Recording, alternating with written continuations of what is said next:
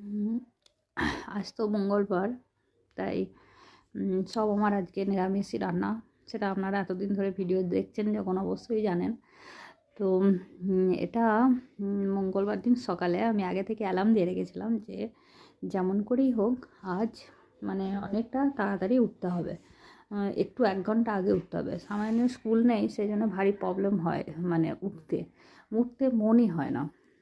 যাই হোক, তাই 8টার সময় 9টার জায়গায় আজকে 8টায় উঠেছি। 8টায় উঠে একটুখানি তাড়াতাড়ি তো হয়েই গেছে। তাই 8টায় ওঠার পর এইসব রান্নাবান্না কাজ, ঘর-টর পরিষ্কার করা, যেগুলো যা যা। আর শীতকাল মানে ঘর তো জানেনই, বিছানা সবথেকে গোছাতে প্রবলেম, প্রচুর টাইম লাগে।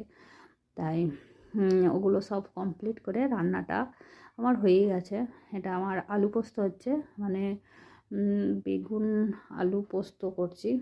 বেগুন আলু পোস্ত কাঁচা লঙ্কা দিয়ে। আর সামাইন খেতে প্রচুর ভালো লাগে পোস্ত, তাই এটা হচ্ছে, এটা আমার হয়ে গেছে কমপ্লিট। আর হচ্ছে ওদিকে বাঁধাকপি, আলু, মটর দিয়ে, মানে হলুদ মটর দিয়ে বানিয়েছি। আর কলাইয়ের ডাল, আর নিরামিষ স্টক আমি কালকেই বানিয়ে রেখেছিলাম, তাই নিরামিষ স্টকটা আছে। তাহলে আজকে আমাদের কমপ্লিট নিরামিষ খাবার দাবার। আর এদিকে আমার কমপ্লিট হয়েই গেছে সবই, শুধু এটাই হচ্ছে। এটা হয়ে গেলেই হয়ে গেল। সমর ওপরে পুজো করছে, তারপরে ও চলে এসে ওকে খাবারটা দিয়ে দেবো, তারপর খেটে ও চলে যাবে। তারপরে ফ্রি, তারপরে আমরা চান টান সারবো, এসব করবো। তারপরে সামায়নকে প্রথম চান করিয়ে দিলাম, তারপর চান করিয়ে দেখুন ও পড়তে বসেছে। তারপর আমি চান করেছি, আমি বললাম যে আমাকে একটুখানি ভিডিও করে দে, তারপর আবার পড়বি।